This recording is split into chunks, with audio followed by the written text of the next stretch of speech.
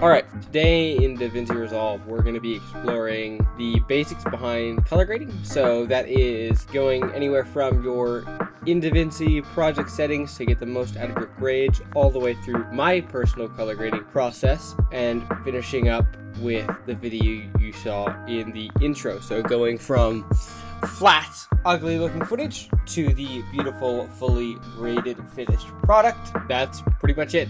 I really want to get into some semantics with specific camera settings and formats and more grading information that is more niche in future videos, but for this we'll just be focusing on more of a beginner's guide approach, starting with already processed basic graded footage so that the information I'm giving can be applicable to a wider audience. So without further ado, let's start with project settings.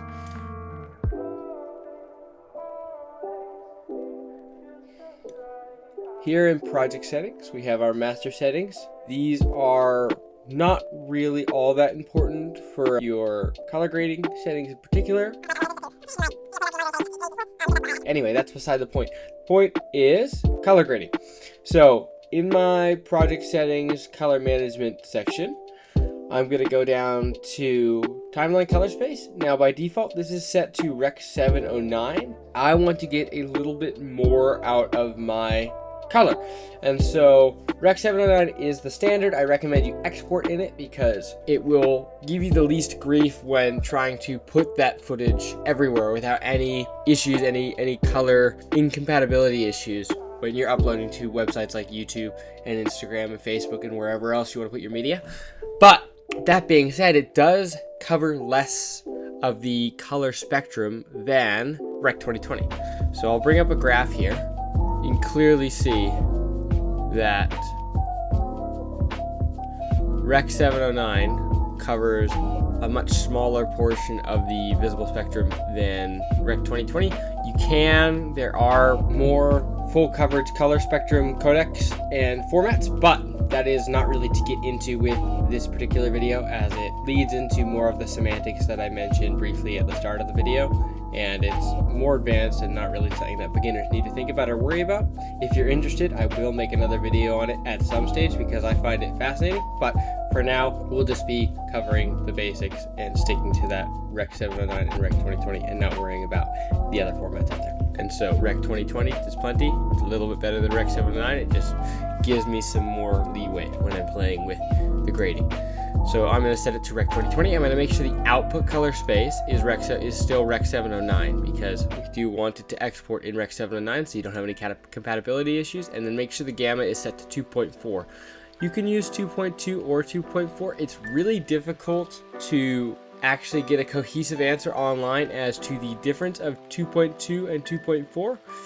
But as written by the telecommunications, the recommended standard used to be 2.2, and I believe that 2.4 is just, for the most part, an updated version of this standard, and the recommendations state that you should use 2.4 when you're grading in Rec 2020, as they are both newer standards. Overall, doesn't really matter too much. There's some examples you can look up where it shows you the difference in look between 2.2, 2.4, and I think there's a 2.6 as well. Overall, I would just recommend throwing it in Rec 2020 2.4. You just get a little bit more coverage of that visible color spectrum than your Rec 709 2.4, and then you can export in your Rec 709 2.4 to compress that back down and avoid compatibility issues in uploading.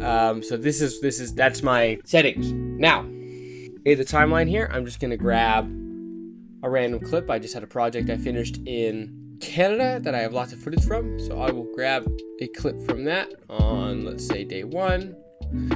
I'll find a nice little image here that's got some movement to it. It's got some good potential for a grade. There's a particular clip that I feel like would be pretty fun to mess with and would be a little bit of a challenge here from a slow-mo section. So I'm gonna grab this one here. This is the shot I'm looking for, and I'm gonna drop this into my timeline. And I'm gonna cut out the section I want to grade. So I'm just gonna chop it there, delete the audio, And now I have the clip. So whatever clip you're using, I'll do a couple examples because I understand this is a fairly evenly lit clip. There's a little bit of highlighting in the middle here, but there's not really any dark blacks and there's not any skyline. So I'll grab one more with some more stark contrast. There we go. So this is another shot, has a little sky in it. Now, before we start, I've already gone over settings. I've gone over very briefly the difference between Rec 709 and Rec 2020. I'd like to do a larger video on color formats and stuff, but this in particular is going to be a generalized guide. So I will go over the way I'm grading my footage in particular because it is shot in Vlog and that changes a couple of things. But ultimately, the goal is to make it look good and be able to grade with whatever footage you've got. So I'm gonna gloss over the Vlog to Rec 709 because I'd like to start the grading process from a more neutral ground when we already have our basic graded footage at that Rec 709, or in this case, like I said, Rec 2020 format. So to start, the first thing you want to do when you get into the color panel on DaVinci is make some nodes. So I'm going to click this node. I'm going to click Alt S, and Alt S, every time you click it, duplicates the previous node. And so this is going to be a really basic grade, something that I do in the field, something that I do at a quick edit, that I'm not going to take the time to make 5 or 6 nodes and do masking and really be super picky with it. I just want to give a basic representation of what it looks like to do a decent color grade. Now I'm going to grab this last node. I'm going to do my Vlog to 2020 conversion. Alright, so now this is I'm going to just copy that over to this one. You can, if you're on keyboard, select a clip that you'd like to copy the previous grade to, and just middle mouse button on that previous, clicking on this other clip, and then I'm clicking middle mouse on the previous clip that had the grade I wanted to transfer to it. You can also multi-select, so I could select 2 clips and do that just the same with middle mouse on another clip. Alright, now for the actual grading, I'll start with this one. So, grading obviously is quite subjective. It really depends on your clip and how it looks to begin with. This clip is, I've gotten exposure reasonably good on this clip to begin with, I think. So it's a little darker than I want, but overall it's not too bad. So the first thing I'm going to do is go onto the first node, and I'm going to do a little bit of white balance adjustment. Now I like my clips warm, so I'm going to warm this up a little bit. I like those earthy tones coming through. I'm just going to go to 100 there, but you can see immediately just from 0 to 100, it just brings up in this area and in this area the warmth of that light and the soil just a little bit. Might go just a little above 100 at like 1. No, we'll go to 100. Don't want to overdo it. Right, now the next step for me is to adjust my contrast, my shadows, my highlights, and my color. I am lazy, so I often do that all in one node. So this is my white balance node, and then after that I'm going to start with adjusting shadows because it's a little dark for me. So I'm going to pull these shadows up until those corners are a little bit brighter. There's a little bit of vignetting here. That's okay with me. I just want that whole scene to be a little brighter. I might lower some of these highlights a little bit or just play with it. I mean, a lot of this color grading business is just playing around and seeing what looks good to you. I think rather than adjust the highlights though, I'm just going to play with this feature on the lift. That's going to help darken some of those shadows a little bit. Just make those blacks a little truer. Just a touch, just 0.1 rather. And I'm not going to adjust that on the gamma. I might actually bring the gamma up by 0.01 just to try to make those blacks a little solider. Then I'm going to up the contrast, pull a lot of detail out, make that color pop a little bit better.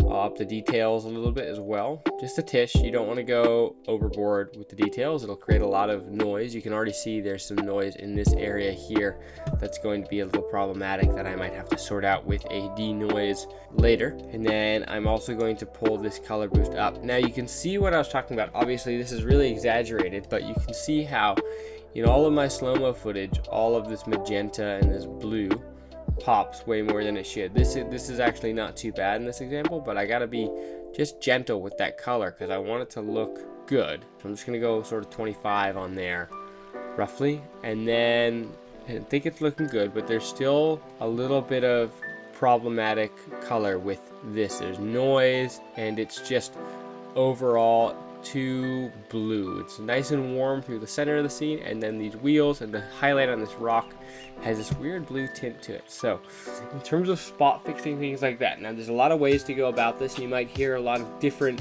advice in this regard, but for me, the easiest thing I found to do is go to the color warper and then grab whatever color, and you could create a new node for this, which I will do because I non-destructive workflows.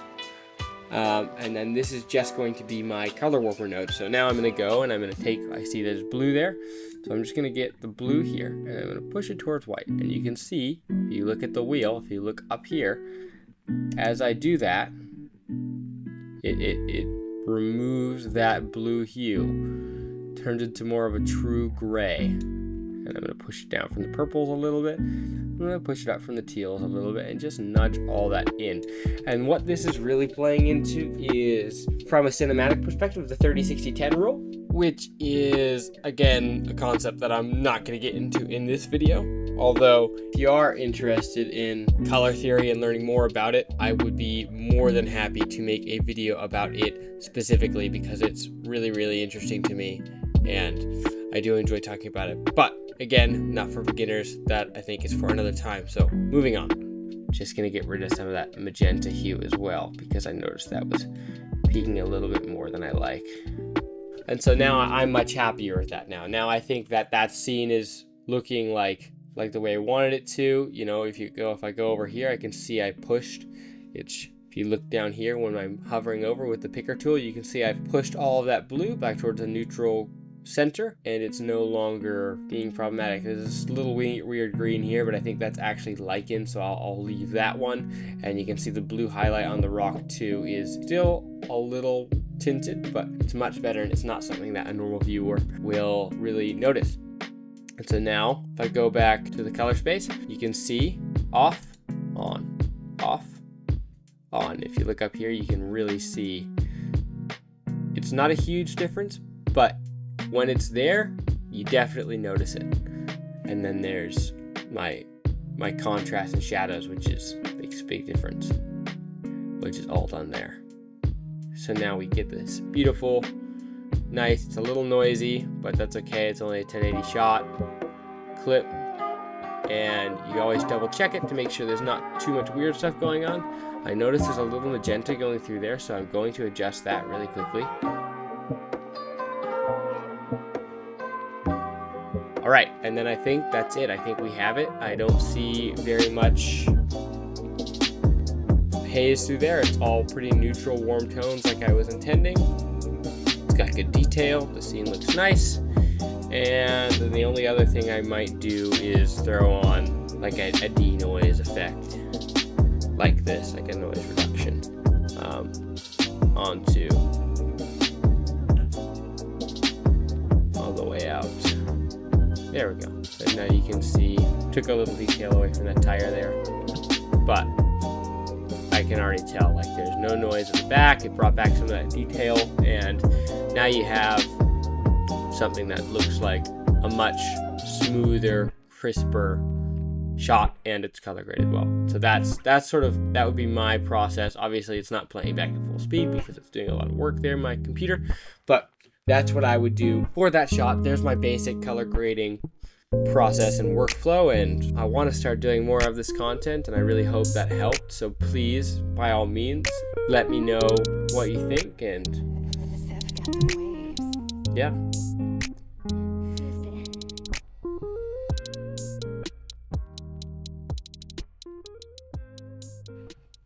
Oh, and in case you are waiting for me to grade that other clip, this video is getting really long, so I think I'm going to throw that in a new video, specifically focusing on grading overexposed sections of your footage. Bye!